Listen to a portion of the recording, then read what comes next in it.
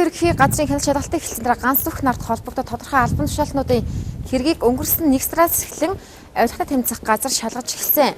Тухайн үедээ 17-оор дутхгүй тэрбум төгрөгийн асуудал яригдаж олон нийтийн дунд энэхүү асуудал бас нэлээдгүй шууганыг тариад байсан юм. Харин мөрдөн байцаалтын ажиллагаа үргэлжлээд 8 сар гаруй хугацаа өнгөрсөн байна. Энэ хугацаанд мөрдөн байцаалтын шатанд одоо авилгата тэмцэх газраас мэдээлсэн 17 тэрбум болон ганц үхийн нууц амгийнхаа дансанд хийсэн 5 тэрбум гэх мэт олон тэрбум төгрөгийн асуудал огт тогтоогдоогүй гэдгийг өнөөдөр ганц үхийн өмгөөлөгч ганц үг болон ундрах нар сэтгүүлчдэд мэдээллээ. Улсын яллагчийн зүгээс яллах дүгнэлтээр оруулж ирсэн энэ хэрэг маргаанууд дээр бол саяын ундрах өмгөөлөгчийн хэлсэн тэр 17 тэрбум төгрөг бусдын даасан хийсэн 7 тэрбум төгрөг гэсэн ийм асуудлууд одоо энэ хэрэг дотор яг одоо дуртад хэлчих 2013 01 245 гэсэн энэ тоо эрүүгийн хэрэгт ийм зүйл огт байхгүй. Бусдаас их хэмжээний авилгал авсан гэсэн зүйл анхнаасаа их яригдсан. Өнөөдрийн байдлаар бол бусдаас нэг төгрөгийн авилгал авсан гэдэг нь мөрдөн байцаалтын ажиллагаа тогтоогдоогүй. Ганц бүх нарын хоёр хүнд холбогдох хэргийг нь тусгаарлаж шүүгэж шилжүүлсэн юм. Харин шүүгээс бол нэмэлт мөрдөн байцаалтанд буцаах шийдвэрийг 2 удаа гаргасан. Ийхүү одоо прокурорын эсэргүүцлийг мөн л нийслэлийн шүүхүүд хилэлцэж нийслэлийн шүүхээс анхан шатны шүүхийн захирамж буюу анхан шатны шүүхээс нэмэлт мөрдөн байцаалтанд буцаах шийдвэрийн хууль зөрчөөгүй байна гэх шийдвэрийг гаргасан байна.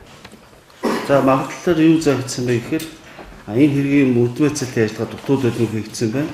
Эрүүгийн байцаалын шийдэх хөлийн 80 дугаар зүйл байдаг. Сэтгцэн ялдагдагчийн гин буруугийн нотлогдох байдал бүрэн дүр нотлогдож чадаагүй байна гэсэн ийм үндсэн дээр мөрдөн байцаалтын ажиллагаанд хэргийг шүүгчийн захирамжаар буцаасан байгаа. Тэгэхээр өнгөрсөн 8 сарын турш цагдаа орох талсан сэргийлэх арга хэмжээг нь өөрчлөөгүй учраас түүний биеийн байдал сайнгүй болсон. Тиймээс Батан даалтанд гарах шаардлагатай гэдгийг өмгөөлөгч нь хэллээ.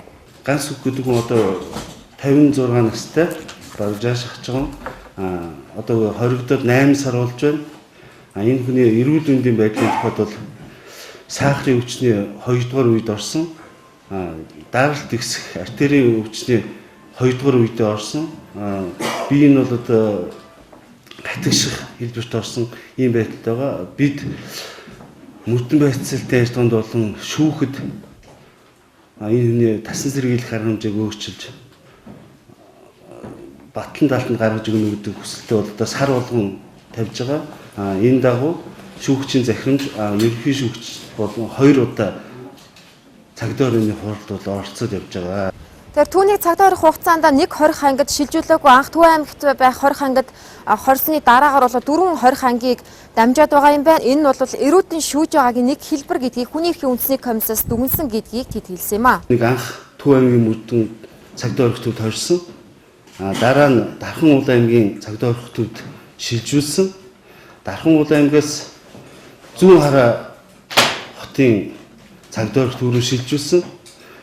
Сая энэ хэргийг авсан шүүгч 461-р анги руу Улаанбаатар хотын байдаг энэ цагдаа орох төвд шилжүүлсэн байгаа. Олон улсын хүний эрхийн төвийн тунхаглалд хүнийг цагдаа орхихдоо оршин суугаа хаягт нь хамгийн ойрхон газар хорих ёстой гэсэн юм олон улсын жишг байдаг. Гэтэл энэ хүнийг бол одоо 4 газар шилжүүлээ орсон байгаа нь өөрөө хүнийг эрүүдэн шүүх нэг хэлбэр мөн гэдгийг л хүний эрхийн комиссаас гаргаж өгсөн. Энэхүү мэдээллийн үеэр түүний хүү ганц бол болон бас нэгэн хүүг нь шалгаж байгаа. Ганц бүхийн 2 хүүг нэг хэрэгт холбогдуулан шалгаж байгаа гэдгийг мэдээлсэн юм. Гэхдээ тодорхой үндслүүдээр шалгаж байгаа ямар зүйлчлэл гэдгийг нь хэлэх боломжгүй гэсэн юм аа. Тэгэхээр тэдний хэлж байгаагаар бол цаашлаад хэргийн мөрдөн байцаалтын ажиллагаа үргэлжлэн ямар ч гэсэн одоогийн байдлаар одоо буруутгаж байгаа тодорхой үндслүүд дотор 17 тэрбум болон 5 тэрбум гэх мэт маш олон тэрбум төгрөгийн асуудал тогтоогдоогүй гэдгийг хэлхийг хүссэн гэлээ.